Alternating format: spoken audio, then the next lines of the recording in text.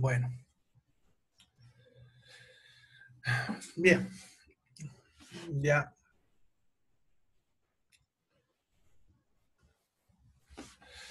se escucha el audio, pero todavía hay un pequeñito problema con la imagen. Ya, bueno, ya está bien.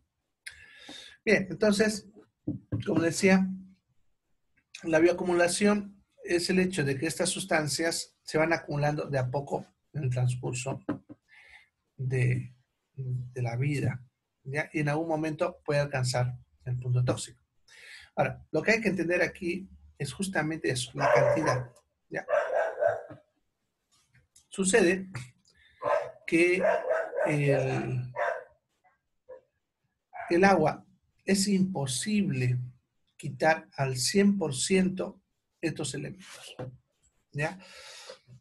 O sea, el agua que ustedes consumen tiene cantidades de estas sustancias, pero son muy pequeñas. Lo que hace Aguapá, por ejemplo, es controlar que la cantidad que tiene el agua que consumimos ya sea una cantidad tan pequeña que yo me intoxicaría recién cuando cumpla 300 años de vida, tomando todos los días agua contaminada. Como eso no ocurre porque nadie llega a los 300, mucho menos a los 100. Ustedes saben que muy pocas personas llegan a esa edad. En otras palabras, es una forma de decir que es imposible que llegue a acumular el punto tóxico, ¿ya? Todas las aguas tienen estas sustancias, ¿ya? Lo que se mide entonces no se importa, no se perdón, dése cuenta que lo que importa es la cantidad, ¿ya? No la sustancia sí, sino la cantidad, ¿ya? Ahora, la contaminación que haga que estas cantidades incrementen puede tener dos fuentes, la fuente natural y la fuente artificial. Como fuente natural, siempre que hay grandes movimientos de tierra o lluvias intensas, como la que ha pasado recién en estos días, eso hace que los suelos se muevan y entonces al agua se le va a escurrir más cantidad de estas sustancias. Entonces, por ejemplo, lo que es Aguapac controla estas sustancias en sus pozos. Si ve que algún pozo aumenta alguna de las sustancias, pongámosle el arsénico, Entonces, deja de bombear esa agua a la población y la bombea hacia unas piscinas que van a ver que siempre al lado de cada pozo hay una piscinita. Ya la van bombeando hacia estas piscinas para que se vaya limpiando. Una vez que ya ha disminuido su cantidad a los valores aceptables, entonces vuelven otra vez a bombearlo a la población. ¿Ya? Es una forma de hacer que el agua contamine no llegue a nosotros, porque como les digo, es imposible frenar esto. Esto va a pasar sí o sí. ¿Ya? Lo que hay que hacer es el control de que cuando está contaminada se deje consumir hasta que naturalmente vuelva a limpiarse. Eso es la contaminación natural. Pero también puede haber contaminación artificial. ¿Ya? Por ejemplo, con el mercurio, que es el mejor ejemplo para esto. ¿Ya? El mercurio es una sustancia que la usan en la minería ilegal del oro. ¿Ya? Cuando se limpia el oro. Entonces, cuando se va a limpiar el oro, se va a usar mercurio. El problema de esto es que ese, ese mercurio se va a escurrir al agua. ¿Ya? Como se va a escurrir al agua, puede llegar a fuentes para consumo humano y por lo tanto contaminarme el agua. ¿Ya? Bien. Ahora, hay el otro punto que hay que entender cuando hablamos de contaminantes químicos, lo que son los metales pesados. El otro punto es lo que es la biomagnificación. Ya, la biomagnificación se refiere a que se va a incrementar la cantidad.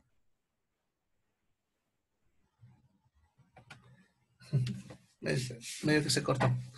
Ya. Se va a incrementar la cantidad conforme va subiendo en la cadena alimenticia. ¿Ya? ¿A qué se refiere eso? Vamos a ver. Aquí, sí, aquí arriba. Aquí un ladito acá. Bien. Entonces, si yo tengo, pongámosle, que botaron mercurio al agua en un río, ¿no? Y que ese mercurio fue absorbido por las bacterias. Ya pongámosle que cada bacteria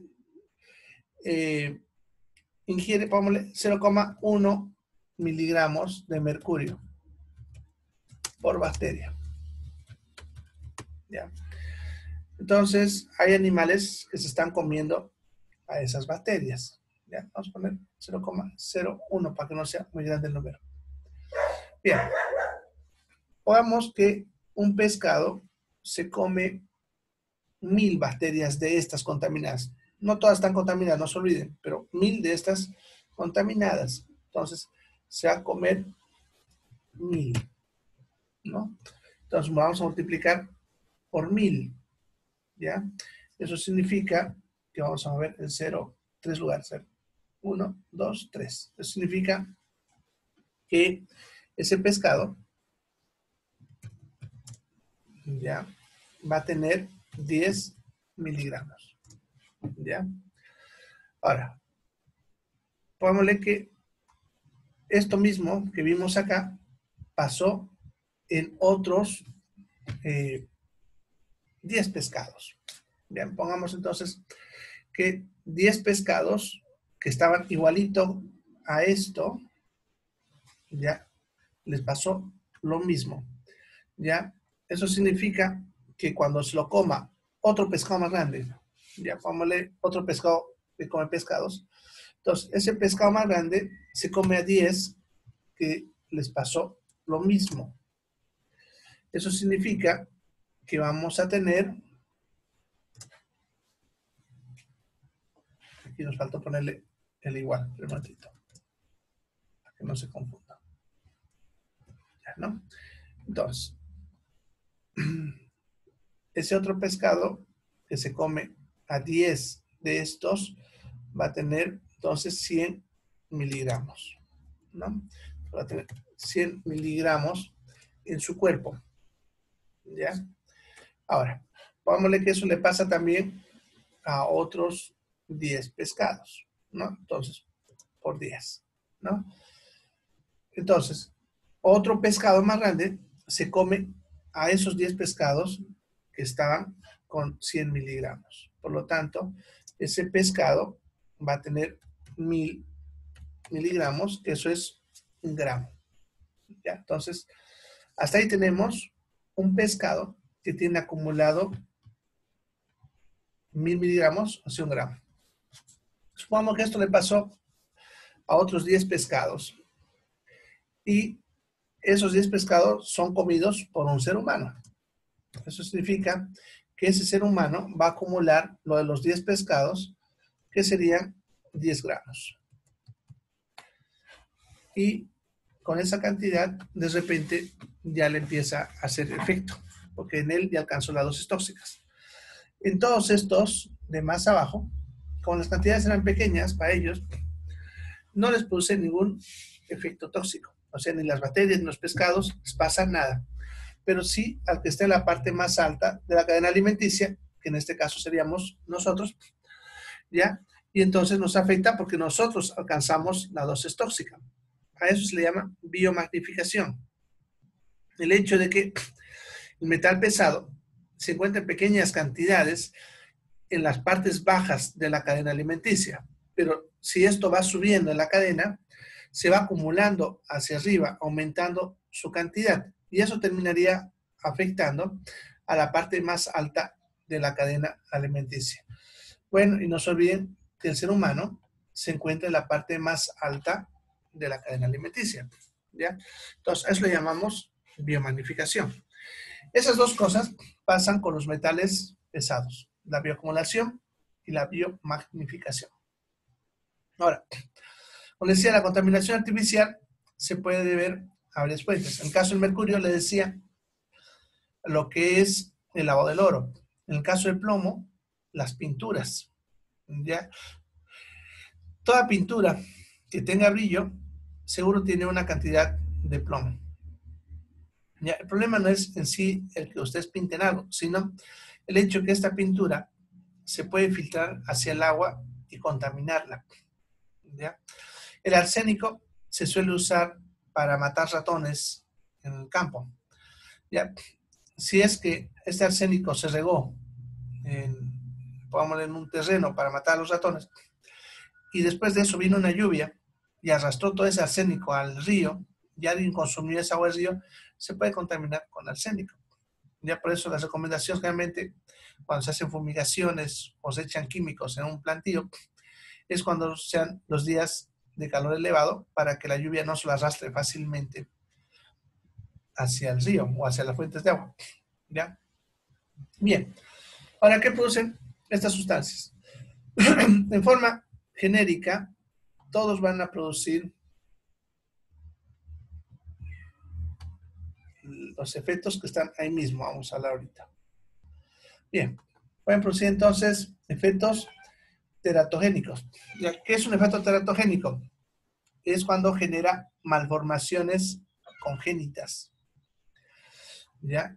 Eso sería cuando la mujer embarazada alcanza los puntos tóxicos y entonces ese metal puede pasar al niño y puede producirle malformaciones congénitas. Pueden ser gonadotóxicos, que eso significa que van a producir daño de las gónadas, que serían los testículos y los ovarios. ¿Ya? Pueden ser mutagénicos, significa que produzcan mutaciones genéticas. En ese caso pueden manifestarse enfermedades en el propio paciente, enfermedades genéticas de diferentes tipos, pero también pueden generar malformaciones o enfermedades genéticas en las siguientes generaciones, ¿no? Ya que muchos daños genéticos se pueden a veces pasar a través de los gametos, ¿no? El espermatozoide y los óvulos. Y también son cancerígenos. Eso significa que pueden producir alguna forma de cáncer. ¿Ya? Bueno, entonces eso sería en cuanto a los metales pesados. Ahora, volviendo Una pregunta que hacía su compañero en la anterior sesión sobre los pauros.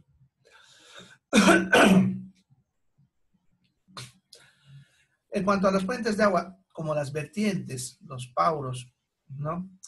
Las filtraciones, bueno, y otras fuentes, si bien pueden estar libres de contaminantes biológicos, uno de sus problemas es que pueden tener contaminación química, ¿ya? Como están saliendo directamente del suelo, muchos de estos pueden venir de un suelo rico en alguno de estos metales, ¿ya? Entonces pueden generar cuadros de intoxicaciones. Y eso no es algo, podemos decir, raro. Se suele encontrar casos, a menos de personas que viven alejadas de los ambientes urbanos, donde forzosamente tienen que consumir agua de alguna de estas fuentes. Entonces, se suele observar que a veces pueden estar con alguna enfermedad por alguno de estos metales. Por eso, como decía hace rato, siempre es bueno aconsejar a la gente del pueblo que si tienen una fuente de este tipo, manden a hacer un control de calidad del agua a Sahuapac o a otro laboratorio de agua para ver si no tiene no solamente los agentes infecciosos, sino más que todo estos de acá, los metales pesados. Porque una vez que estos entran al cuerpo, nunca más salen hasta que nos moramos. Quedan acumulados, no se olvide. Tratar un cuadro de intoxicación por esto es muy difícil, porque no hay cómo sacar a estas sustancias del cuerpo, ¿ya? Hay unas sustancias que usamos que se llaman quelantes, que usamos para neutralizar su efecto, pero no funciona al 100%. Ayuda, pero no funciona al 100%. ¿Ya? Entonces, lo mejor es no meterse el químico, ¿ya? Mientras estamos en la ciudad, nos preocupamos mucho de eso, porque al menos, como decía, aquí Sahuapac controla bastante bien la calidad del agua y vigila no solamente los componentes biológicos, sino también los químicos. Bien.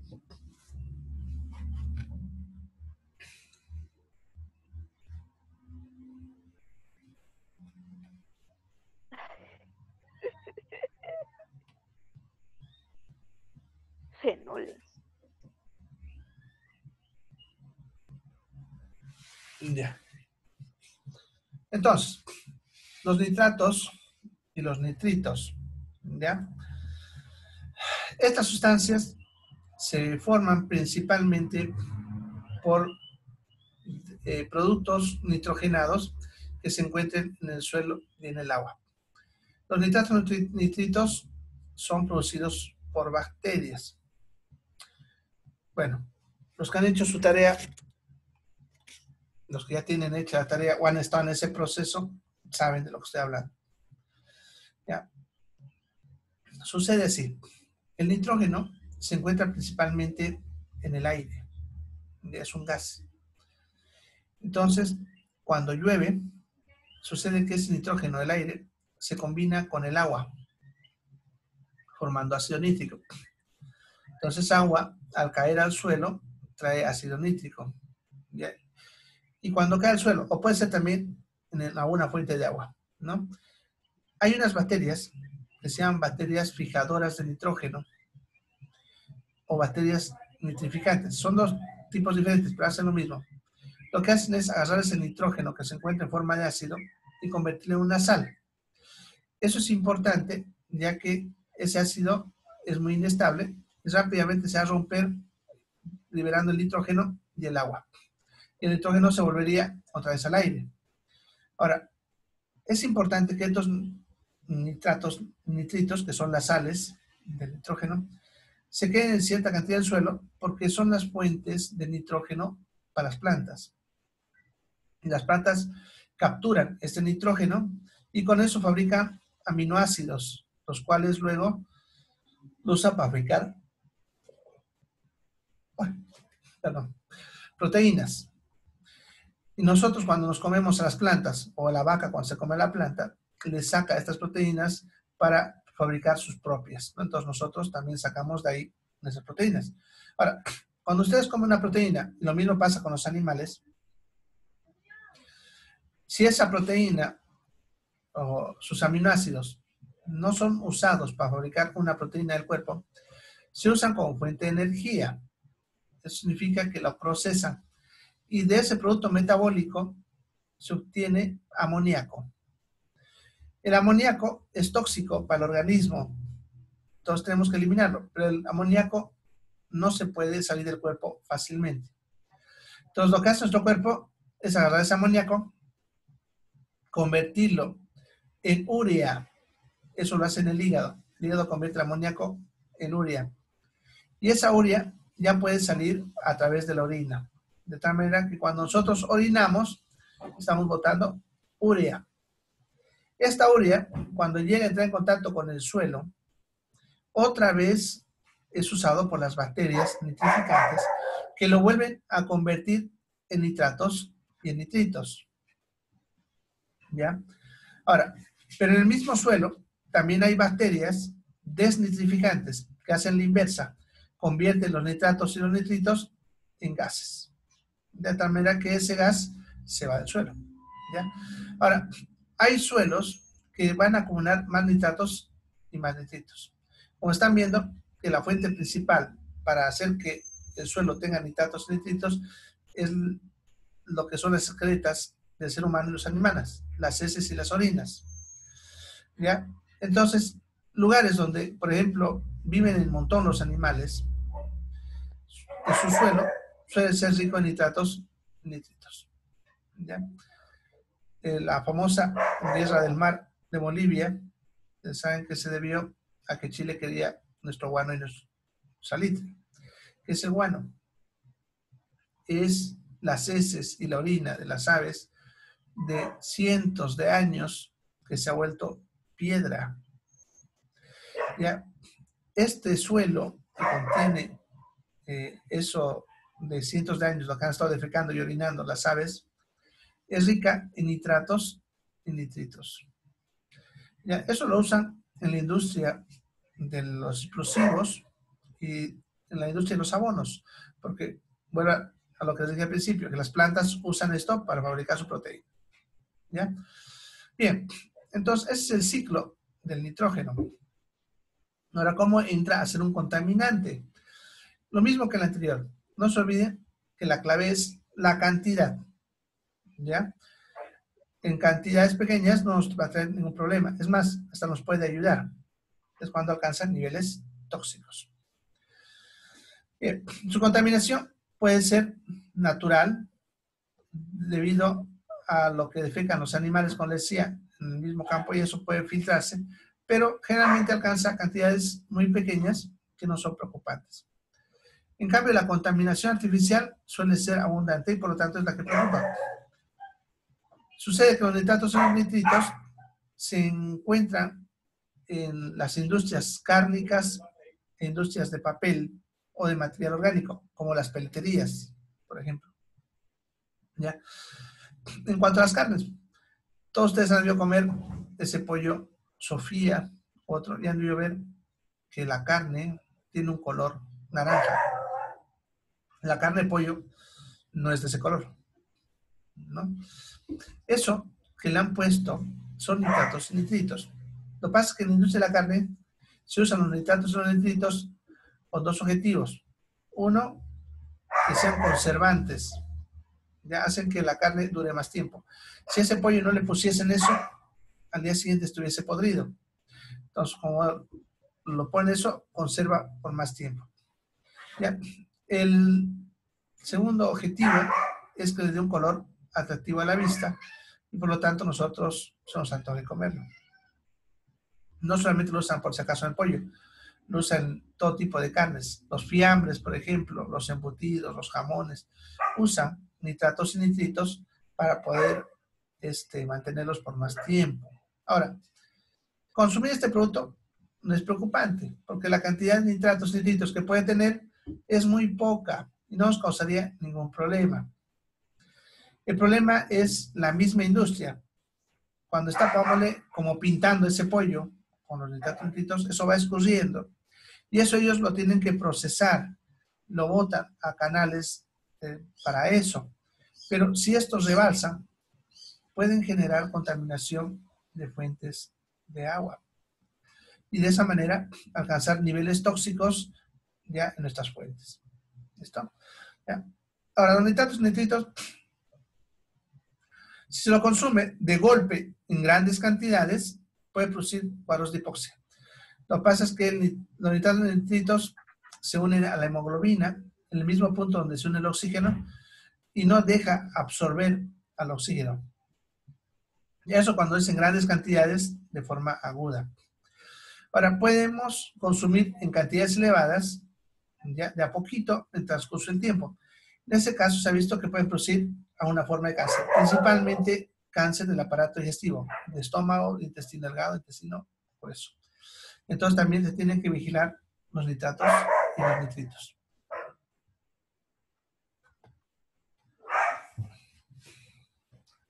Bien, otro contaminante del agua serían los fenoles. Los fenoles son moléculas que se producen cuando se va degradando lo material orgánico, principalmente vegetales. De las plantas, cuando se van pudriendo, liberan fenoles. ¿Ya? Por lo tanto, la principal fuente de contaminación es cuando se está procesando grandes cantidades de algún vegetal. ¿Ya? La industria que principalmente produce grandes cantidades de fenoles es la industria del papel. Ya no se olviden que el papel es lo que es la madera, ya que lo que hacen es molerla y luego hacerla hervir, ya, y de ahí sacan ya la celulosa, que es el papel.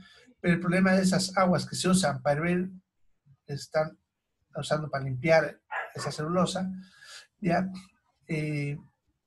son ricas en fenoles. Entonces, si esto, la industria del papel, al botar también pasa lo mismo que al rato, contamina una fuente de agua, entonces así nos puede llegar. Claro que también puede ocurrir cuando se está pudriendo gran cantidad de material orgánico. ¿Ya? Por ejemplo, cuando hay inundaciones en grandes territorios, en la gente que vive alejada, a veces, como están, pongámosle, el techo de su casa, hasta que alguien venga a rescatarlos, ellos pueden que estén consumiendo el agua de alrededor. Y si esa agua está varios días, las plantas ya se están muriendo y se están pudriendo, como decimos, y están liberando fenoles. Por lo tanto, esa agua puede contener fenoles. Esos son los problemas que tratamos en las inundaciones. ¿Ya? Las personas que a veces quedan aisladas, hasta rescatarlos, a veces consumen agua y eso puede generar enfermedad. Incluso son las cosas que también enferman a los animales o al ganado en estas zonas. Bien, ¿qué produce la sustancia? Puede producir incrementos de temperatura, ¿ya? Puede haber aumentos de la temperatura del cuerpo. Y se lo ha relacionado con el cáncer de hígado. Digo, se ha relacionado porque si bien se ha visto una conexión, no se ha llegado a confirmar al 100%, pero sabemos que pueden producir cáncer de hígado. ¿Ya? Bien, los plaguicidas son los que se usan para matar insectos y hierbas. Se usa principalmente en agropecuaria, pero también hay los de uso doméstico. Los de uso doméstico difícilmente van a contaminar el agua, pues son cantidades muy pequeñas, no son peligrosas. La principal fuente es la industria agropecuaria. Ya cuando ellos fumigan, eso puede contaminar las fuentes de agua. Ahora, también esto ocurre por mal uso. La mayoría de los plaguicidas modernos están diseñados para que se degraden al contacto con la luz del sol, ¿ya? Entonces, en las mismas indicaciones de sus envases dice que se debe fumigar en días soleados para que así mate al insecto o a la hierba y luego de haber hecho su efecto, el mismo sol hace que se degrade y desaparezca del medio ambiente. Pero muchos no hacen caso a estas recomendaciones y entonces lo hacen, podemos leer, un día nublado, donde el sol no va a poder destruir a la molécula y luego viene una lluvia, lo filtra hacia el suelo. Y una vez que entra al suelo, como ya no le va el sol, esta sustancia ya no se degrada y así puede llegar a nosotros. Suelen producir una gran variedad de sintomatología. No lo he puesto porque es recontra largo y depende de cada sustancia. Ustedes no necesitan tampoco saber tanto sustancia por sustancia, ¿ya? No. Sin embargo, pueden producir patologías agudas y crónicas. Entre las agudas están principalmente estados de nerviosismo, temblores, cefalea, náuseas, vómitos, dolor abdominal, formas de cáncer, malformaciones congénitas, entre lo que es a corto plazo. A largo plazo, los cánceres. Ya se ha visto a unos cánceres pueden producir por alguna de estas sustancias. Muchas de estas sustancias han sido prohibidas, pero el mercado negro las siguen vendiendo. Y las que están permitidas porque se pueden manejar de forma segura, el problema es que la gente no lee las indicaciones de seguridad que vienen en el envase y entonces se terminan contaminando o contaminando la fuente de agua. ¿Ya? Bien, hasta ahí serían los contaminantes químicos del agua. ¿Ya? ¿Alguna pregunta hasta acá? ¿Preguntas?